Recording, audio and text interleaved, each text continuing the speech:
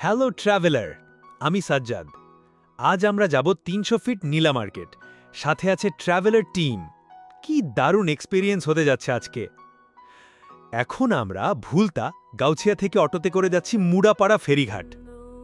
চারপাশের দৃশ্যগুলোও কিন্তু দারুণ।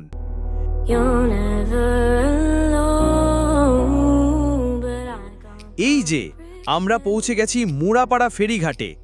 এখান থেকে নৌকা করে যাব রূপগঞ্জ থানার ঘাট। চলো আর দেরি না করে উঠে পড়ি নৌকায়। কি দারুণ একটা অভিজ্ঞতা হতে চলেছে।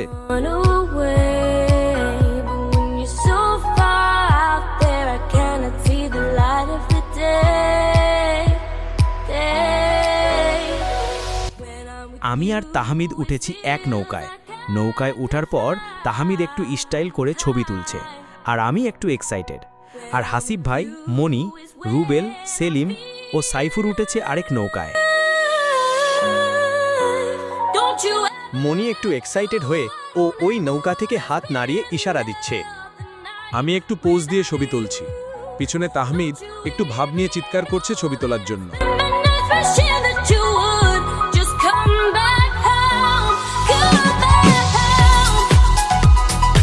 ওই তো রূপগঞ্জ থানার ঘাট দেখা যায়। দেখতে দেখতে চলে এলাম।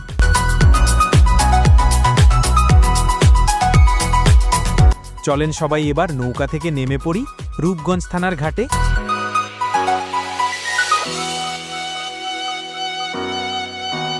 আমাদের টিম লিডার হাসিব ভাই সবার নৌকা ভাড়া দিচ্ছে।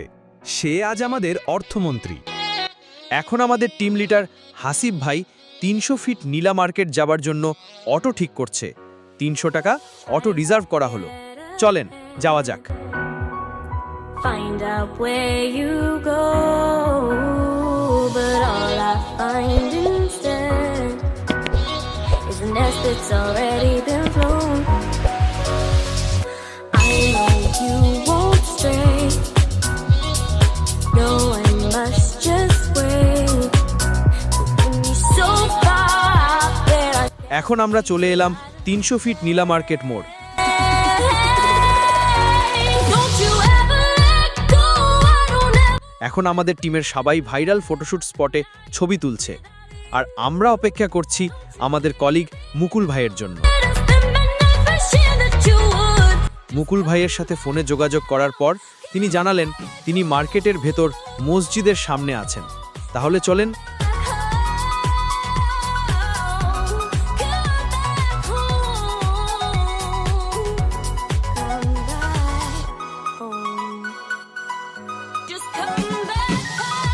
সবাই মিলে মিশান মুকুল ভাই।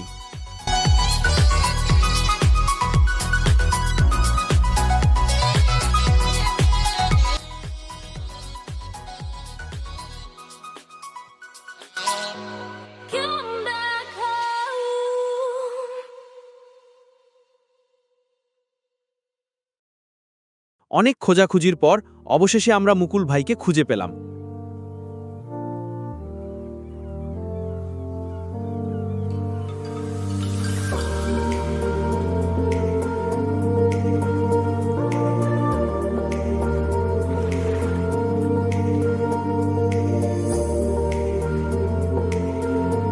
এবার চলেন মার্কেটের ভেতর যাওয়া যাক।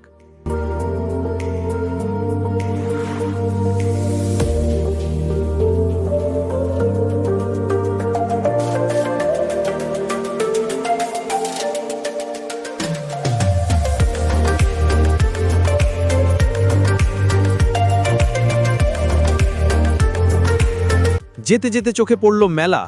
চলেন মেলাতেই একটু ঢু মেরে আসি। মনি বইয়ের কল আসতেই মনি দাঁড়িয়ে গেল। এই যে আমাদের হাসিব ভাই। বাচ্চারা মেলাতে এসে অনেক খুশি। চলো বাচ্চারা, তোমাদেরকে মেলার ভিতরে নিয়ে যাই।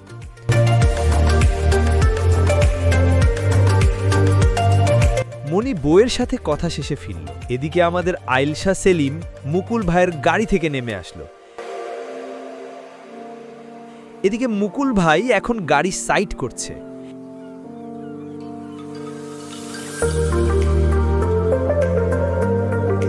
এদিকে তাহমিদ, রিফাত, রুবেল পরি পেয়ে কথা বলতেছে।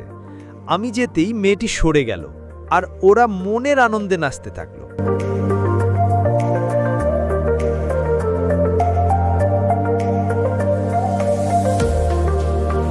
রুবেল সাকসেস পটিয়ে ফেলেছে।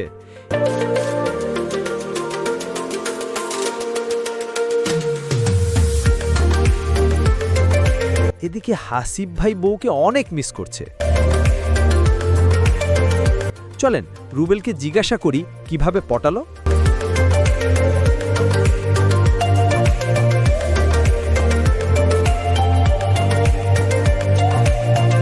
রুবেলের পরিপটানোর গল্প শুনে আমার খিদে পেয়ে গেল।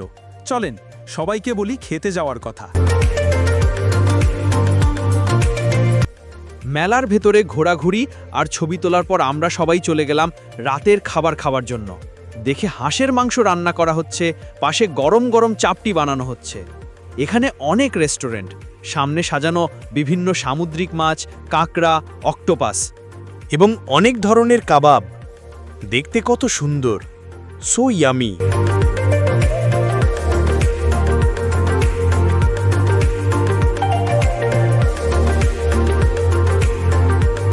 মুকুল ভাইয়ের সাজেশনে আমরা গেলাম সকাল সন্ধ্যা রেস্টুরেন্টে। আমরা অর্ডার করলাম হাঁসের মাংস, রুমালি রুটি, চাপটি আর পরোটা। খাবারের জন্য সবাই অধীর আগ্রহে আছে।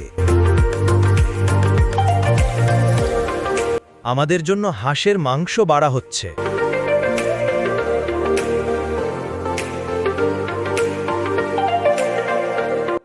চলে এলো আমাদের অর্ডার করা খাবার। সবাইকে খাবার পাস করার পর শুরু হলো খাওয়া।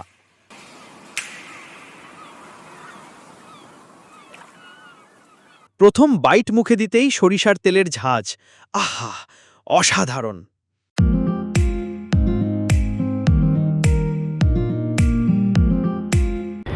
একটু হাঁসের মাংস খেয়ে দেখি তো কেমন লাগে। Wow, yummy yummy.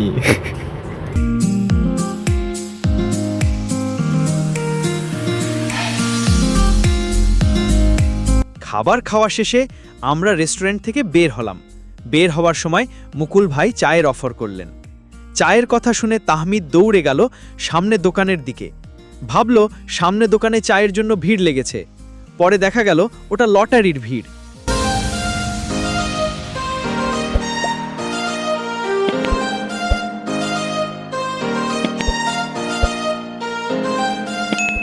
এই তো সেই গরম মিষ্টির দোকান। এ তো বালিশ মিষ্টি। কে কে খেয়েছেন, খেতে কেমন স্বাদ কমেন্টে জানাতে ভুলবেন না।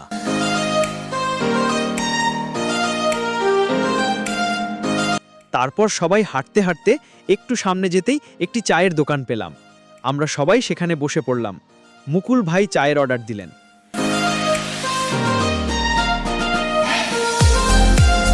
এর মধ্যে দোকানদার চা বসিয়ে একটু সরে গেলে আমি আমার প্রতিভা দেখাতে এগিয়ে গেলাম চা বানাতে।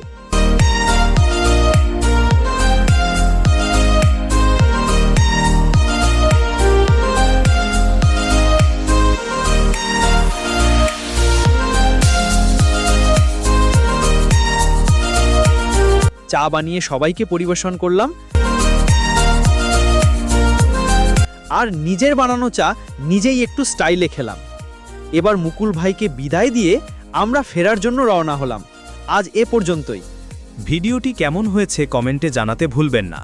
আর ভালো লাগলে লাইক, সাবস্ক্রাইব এবং শেয়ার করে পাশে থাকুন। ধন্যবাদ। আবার দেখা হবে অন্য কোনো ভিডিওতে।